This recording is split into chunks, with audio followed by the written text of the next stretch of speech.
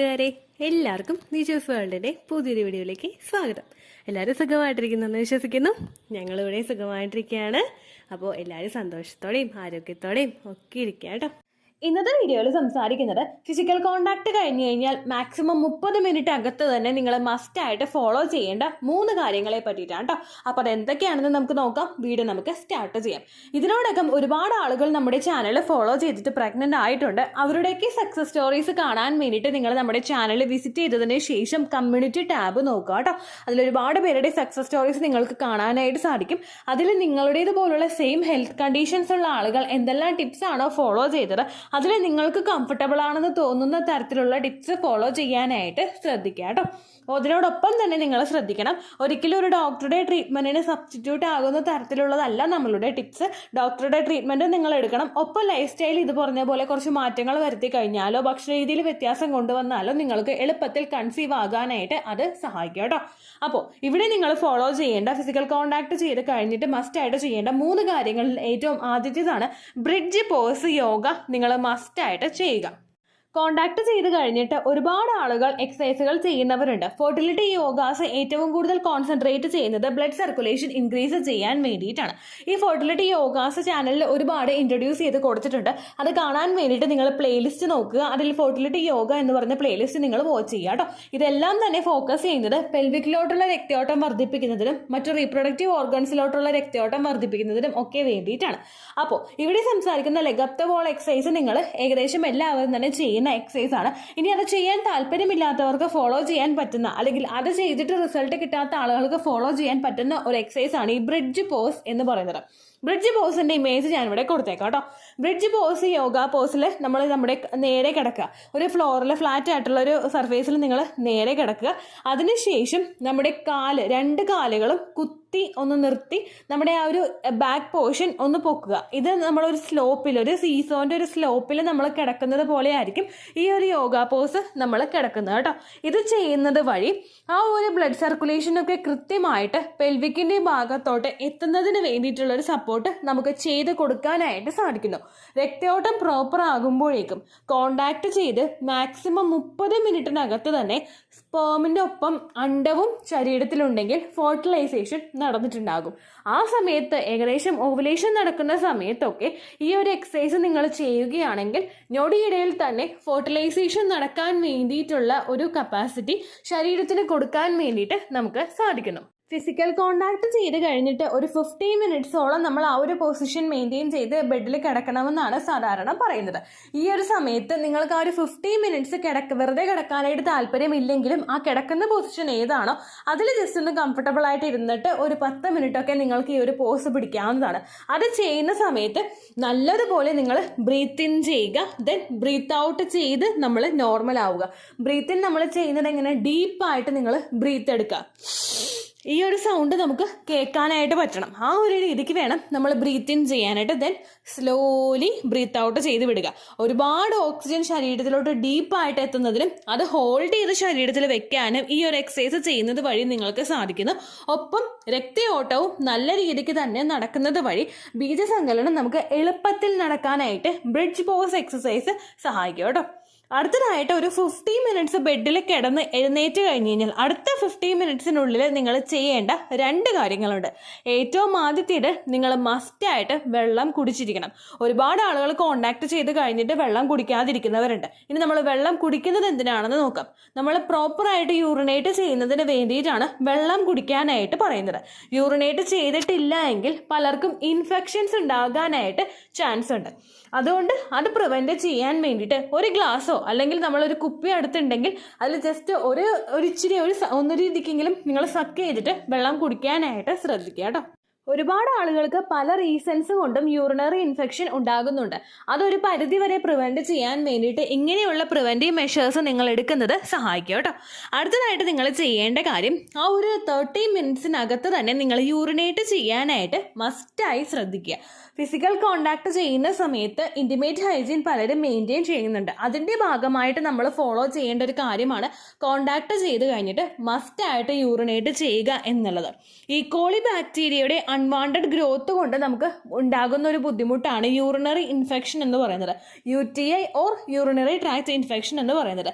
ഇതിന്റെ ഭാഗമായിട്ട് പലർക്കും അവരുടെ ഒരു ലൈഫ് ടൈമിൽ ഈ ഒരു യൂറിനറി ഇൻഫെക്ഷൻ ഉണ്ടാവാറുണ്ട്. പക്ഷേ കണ്ടിന്യൂസ് ആയിട്ട് നമുക്ക് യൂറിനറി ഇൻഫെക്ഷൻ ഉണ്ടാവുന്നുണ്ടെങ്കിൽ അത് ഫെർട്ടിലിറ്റിയെ ഡയറക്റ്റ് ആയിട്ട് അഫക്റ്റ് ചെയ്യാനായിട്ടും ചാൻസ് ഉണ്ട് കേട്ടോ. 1 or 2 തവണ ഉണ്ടാവുന്നതല്ല, ഒരു വർഷത്തിൽ ഒരു 5-6 തവണയിൽ കൂടുതലായിട്ട് നമുക്ക് ഈ ഒരു യൂറിനറി ഇൻഫെക്ഷൻ ഉണ്ടാവുന്നുണ്ടെങ്കിൽ അത് നമ്മുടെ ഫെർട്ടിലിറ്റിയെ സാരമായിട്ട് തന്നെ അഫക്റ്റ് ചെയ്യും കേട്ടോ. യൂറിനറി ഇൻഫെക്ഷൻ ഉണ്ടാകുന്ന സമയത്ത് നമുക്ക് ഒരുപാട് ലക്ഷണങ്ങളും ഉണ്ടാകും. ബേണിംഗ് സെൻസേഷൻ ഉണ്ടാകും, ഫ്രീക്വൻ്റ് ആയിട്ട് യൂറിനേഷൻ ഉണ്ടാകും, അതുപോലെ കലങ്ങി മറിഞ്ഞിട്ടുള്ള രീതിക്ക് നമുക്ക് യൂറിൻ പോകും.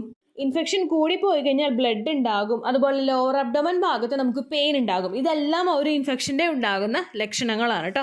ഇൻഫെക്ഷൻ ഉണ്ടാകുന്ന സമയത്ത് നിങ്ങൾക്കിപ്പോൾ ഇൻഫെക്ഷൻ ഉണ്ടെങ്കിലും കോണ്ടാക്ട് ചെയ്യുമ്പോൾ പ്രത്യേകം കാര്യങ്ങൾ ശ്രദ്ധിക്കണം. കാരണം ചില സമയത്ത് ഡോക്ടേഴ്സ് കോണ്ടാക്ട് ഒന്ന് സ്റ്റോപ്പ് ചെയ്ത് വെക്കാനായിട്ട് പറയും കേട്ടോ. അങ്ങനെയൊന്നും പറഞ്ഞിട്ടില്ലെങ്കിൽ നിങ്ങൾ കോണ്ടാക്ട് ചെയ്യുന്നതുകൊണ്ട് പ്രശ്നമില്ല കേട്ടോ.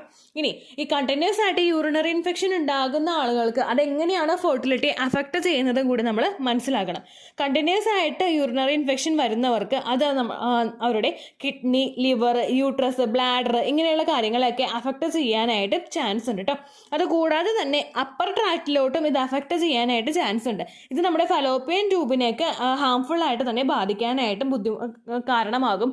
അതുപോലെ തന്നെ പെൽവിക് ഇൻഫ്ലമേറ്ററി ഡിസീസസ് നമുക്ക് ഉണ്ടാകാനായിട്ട് ചാൻസ് ഉണ്ട് കേട്ടോ.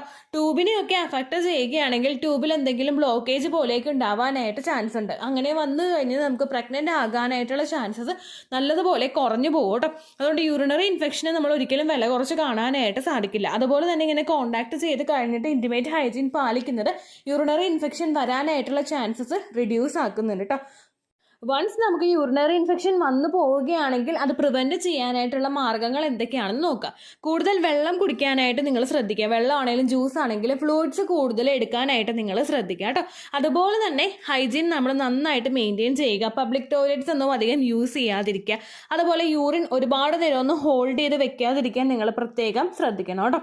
അതുപോലെ ടൈറ്റ് ആയിട്ടുള്ള ഡ്രസ്സ് നിങ്ങൾ ധരിക്കാതിരിക്കുക. ഇപ്പോൾ കോണ്ടാക്ട് ഒക്കെ ചെയ്യുന്ന സമയത്ത് നമ്മൾ ടൈറ്റ് ആയിട്ടുള്ള ഡ്രസ്സൊക്കെ അതിന് ശേഷം നമ്മൾ ഉപയോഗിക്കുക. അല്ലെങ്കിൽ ആ ഒരു ഭാഗമെല്ലാം നമ്മൾ പ്രോപ്പറായിട്ട് ക്ലീൻ ചെയ്തിട്ടില്ല, യൂറിനേറ്റ് ചെയ്തിട്ടില്ല, അങ്ങനെയൊക്കെ ആണെങ്കിൽ അവിടെ ഈർപ്പം കൂടുതലായിട്ട് വരാനായിട്ട് ചാൻസ് ഉണ്ട്. ഇതിങ്ങനെ ബാക്ടീരിയാസ് ജനറേറ്റ് ചെയ്യുന്നതിന് കാരണമാകുന്നുണ്ട് കേട്ടോ. അത് നിങ്ങൾ ശ്രദ്ധിക്കണം. അതിപ്പോൾ പല ആളുകൾക്കും വജൈനൽ ഇൻഫെക്ഷൻസും ഇതിൻ്റെ ഭാഗമായിട്ട് ഉണ്ടാകാനായിട്ട് ചാൻസ് ഉണ്ട് കേട്ടോ. അതുപോലെ തന്നെ സ്ട്രോങ് ആയിട്ടുള്ള സോപ്പ് നിങ്ങൾ അവിടെ ഉപയോഗിക്കാതിരിക്കുക. സ്ട്രോങ് ആയിട്ടുള്ള സോപ്പ് ഉപയോഗിച്ചിട്ട് കണ്ടിന്യൂസ് ആയിട്ട് വാഷ് ചെയ്യുന്നത് അവരുടെ pH ബാലൻസ് ആ ഭാഗത്ത് അഫക്റ്റ് ചെയ്യുന്നതിന് ചാൻസ് ഉണ്ട്. ഒപ്പം യൂറിനറി ഇൻഫെക്ഷൻ മാത്രമല്ല വജൈനൽ ഇൻഫെക്ഷൻസും നമുക്ക് ഉണ്ടാകാനായിട്ട് ചാൻസ് ഉണ്ട് കേട്ടോ. ഇതൊന്ന് പ്രിവെൻറ്റ് ചെയ്യാൻ വേണ്ടിയിട്ട് വിറ്റമിൻ സിയുടെ കണ്ടന്റ് അടങ്ങിയിട്ടുള്ളതും സിങ്ക് കൂടുതലായിട്ടുള്ളതുമായിട്ടുള്ള ഭക്ഷണങ്ങൾ ഡയറ്റിൽ ഉൾപ്പെടുത്താനായിട്ട് പ്രത്യേകം ശ്രദ്ധിക്കണം കേട്ടോ. യൂറിനറി ഇൻഫെക്ഷൻ നമുക്ക് ഉണ്ടാകുന്നത് പോലെ തന്നെ ഉണ്ടാകുന്ന മറ്റൊരു കാര്യമാണ് ഈ വജൈനൽ ഇൻഫെക്ഷൻ എന്ന് പറയുന്നത്. വൺസ് നമുക്ക് ഈ ഒരു ഇന്റിമേറ്റ് ഹൈജീൻ ഒന്നും പാലിക്കാതെ നമുക്ക് ഈസ്റ്റ് ഇൻഫെക്ഷൻ വരികയാണെങ്കിൽ ആ ഈസ്റ്റ് ഇൻഫെക്ഷന്റെ ഭാഗമായിട്ട് നിങ്ങൾക്ക് ചൊറിച്ചിലും പുകച്ചിലും മറ്റുള്ള അസ്വസ്ഥതകളും ഒക്കെ ഉണ്ടാകാനായിട്ട് ചാൻസ് ഉണ്ട് കേട്ടോ. ഇത് നിങ്ങളുടെ പാർട്ട്ണറിലോട്ടും ചിലപ്പോൾ ട്രാൻസ്ഫർ ആകാനായിട്ട് ചാൻസ് ഉണ്ട്. അതുകൊണ്ട് ഈ സമയത്തൊക്കെ ഇതൊക്കെ ഉണ്ടാകാതിരിക്കാൻ വേണ്ടിയിട്ടുള്ള കാര്യങ്ങൾ നിങ്ങൾ പ്രത്യേകം ശ്രദ്ധിക്കണം കേട്ടോ. ഒരു തവണ നമുക്ക് വജൈനൽ ഇൻഫെക്ഷനോ അല്ലെങ്കിൽ യൂറിനറി ഇൻഫെക്ഷൻ വരികയാണെങ്കിൽ പിന്നീട് അങ്ങോട്ടേക്ക് നമുക്ക് ഉണ്ടാകാനായിട്ടുള്ള ചാൻസസ് ഭയങ്കര കൂടുതലായിരിക്കും. അത് അവോയ്ഡ് ചെയ്യാൻ വേണ്ടിയിട്ട് ഇത്തരം കാര്യങ്ങൾ നിങ്ങൾ തുടക്കത്തിൽ തന്നെ ശ്രദ്ധിക്കുക. കോണ്ടാക്ട് ചെയ്ത് കഴിഞ്ഞിട്ട് ധാരാളം വെള്ളം കുടിക്കുക. അതുപോലെ തന്നെ കോണ്ടാക്ട് ചെയ്ത് കഴിഞ്ഞിട്ട് 30 മിനിറ്റിനകത്ത് തന്നെ നിങ്ങൾ യൂറിനേറ്റ് ചെയ്യുക. യൂറിനേറ്റ് ചെയ്യുന്ന സമയത്ത് നിങ്ങൾ ഒരു പോർഷൻ ക്ലീൻ ചെയ്യുമ്പോഴേക്കും അതുപോലെ തന്നെ ശ്രദ്ധിക്കുക. ഫ്രണ്ടിൽ നിന്ന് ബാക്കിലോട്ട് നിങ്ങൾ ക്ലീൻ ചെയ്യുക, ബാക്കിൽ നിന്ന് ഫ്രണ്ടിലോട്ട് ക്ലീൻ ചെയ്യരുത്. അനസ് പോർഷനിൽ ഉണ്ടാകുന്ന ഇൻഫെക്ഷൻസ് വജൈനയിലോട്ട് എത്താനായിട്ട് അത് കാരണമാകും കേട്ടോ. നമ്മൾ ചിലപ്പോൾ മൈന്യൂട്ടായിട്ട് വിട്ട് കളയുന്ന പല കാര്യങ്ങളും ഫെർട്ടിലിറ്റിയെ സാരമായിട്ട് തന്നെ അഫക്റ്റ് ചെയ്യും. വജൈനൽ ഇൻഫെക്ഷൻ നമുക്ക് ഉണ്ടാവുകയാണെങ്കിൽ അത് pH ബാലൻസിനെ അഫക്റ്റ് ചെയ്യാനായിട്ട് ചാൻസ് ഉണ്ട്. pH ബാലൻസിൽ വ്യത്യാസം വരികയാണെങ്കിൽ സ്പേമിനകത്തേക്ക് കടക്കാനായിട്ട് അത് ബുദ്ധിമുട്ടുണ്ടാകും. പ്രഗ്നന്റ് ആകുന്നതിനും അത് തടസ്സം സൃഷ്ടിക്കും കേട്ടോ. അത് നിങ്ങൾ പ്രത്യേകം മനസ്സിലാക്കുക. ബ്രിഡ്ജ് ബോസ് എക്സസൈസ് ചെയ്യുന്നതോടൊപ്പം തന്നെ നിങ്ങൾക്ക് ഫോളോ ചെയ്യാൻ പറ്റുന്ന മറ്റു പല ഫെർട്ടിലിറ്റി എക്സസൈസുകളും ഉണ്ട്. അത് നിങ്ങൾ വാച്ച് ചെയ്തിട്ട് അതിനനുസരിച്ചിട്ടുള്ള എക്സസൈസുകൾ നിങ്ങൾ ഫോളോ ചെയ്യാനായിട്ട് പ്രത്യേകം ശ്രദ്ധിക്കുക കേട്ടോ. ഇത്രയേ ഉള്ളൂ വീഡിയോ. യൂസ്ഫുൾ ആയി കാണുമെന്ന് വിശ്വസിക്കുന്നു. യൂസ്ഫുൾ ആവുന്നുണ്ടെങ്കിൽ ലൈക്ക് ചെയ്യുക, ഫ്രണ്ട്സിനൊക്കെ ഷെയർ ചെയ്ത് കൊടുക്കുക കേട്ടോ. എന്തെങ്കിലും സംശയം ഉണ്ടെങ്കിൽ നിങ്ങൾ കമൻസിൽ ചോദിക്കുക. പണ്ടത്തെ വീഡിയോയ്ക്ക് കമൻസ് ഇടുന്നവർക്ക് റിപ്ലൈ ലഭിക്കുന്നില്ലെങ്കിൽ ലേറ്റസ്റ്റ് ആയിട്ട് ഞാൻ ഏത് വീഡിയോ ആണോ അപ്ലോഡ് ചെയ്യുന്നത് അതിന് താഴെ കമൻറ്റ് ഒന്ന് കോപ്പി പേസ്റ്റ് ചെയ്യാനായിട്ട് ശ്രദ്ധിക്കുക കേട്ടോ. അതുപോലെ ഓവുലേഷൻ ഡേറ്റ് കാൽക്കുലേറ്റ് ചെയ്ത് തരാനായിട്ട് റിക്വസ്റ്റ് ചെയ്യുന്ന ആളുകൾ എത്രയാണോ സൈക്കിൾ ലെങ്ത് അത് മെൻഷൻ ചെയ്യാനായിട്ട് ശ്രദ്ധിക്കുക. സൈക്കിൾ ലെങ്ത് എന്നതുകൊണ്ട് ഉദ്ദേശിച്ചത് ഓരോ മാസവും എത്ര ദിവസം കൂടുമ്പോഴാണോ ബ്ലീഡിങ് വരുന്നത് അതാണ് സൈക്കിൾ ലെങ്ത്. കഴിഞ്ഞ മാസം ഒരു 8-ാം തീയതിയാണ് ബ്ലീഡിങ് ആയതെങ്കിൽ ഈ മാസം 6-ാം തീയതിയാണ് ബ്ലീഡിങ് ആയതെങ്കിൽ കഴിഞ്ഞ മാസം 8-ാം തീയതി മുതൽ ഈ മാസം 6-ാം തീയതി വരെ എത്ര ദിവസമുണ്ടോ അത് കാലണ്ടറിൽ എണ്ണി തിട്ടപ്പെടുന്നതാണ് നിങ്ങളുടെ സൈക്കിൾ ലെങ്ത്.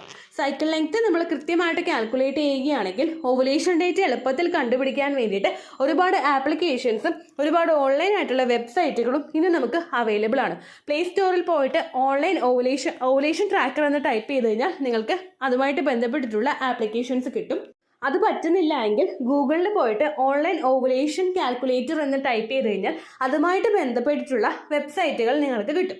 അതിൽ നിങ്ങളുടെ ലാസ്റ്റ് മന്തിലെ മെൻസ്ട്രേഷൻ്റെ ഡേറ്റും ഒപ്പം ഞാൻ ഈ പറഞ്ഞ രീതിക്ക് നിങ്ങൾ കാൽക്കുലേറ്റ് ചെയ്യുന്ന സൈക്കിൾ ലെങ്ത്തും എൻ്റർ ചെയ്ത് കൊടുക്കുകയാണെങ്കിൽ നിങ്ങൾക്ക് കൃത്യമായിട്ട് ഓവുലേഷൻ ഡേറ്റ് കണ്ടുപിടിക്കാനായിട്ട് സാധിക്കും. ഫെർട്ടൈൽ ടൈം പീരീഡും നിങ്ങൾക്ക് കിട്ടും. അതായത് എത്ര ദിവസം മുതൽ കോൺടാക്ട് ചെയ്ത് തുടങ്ങിക്കഴിഞ്ഞാൽ നിങ്ങൾ പ്രഗ്നൻ്റ് ആകും എന്നുള്ളൊരു ഡേറ്റും നിങ്ങൾക്ക് പ്രോപ്പറായിട്ട് കിട്ടും കേട്ടോ.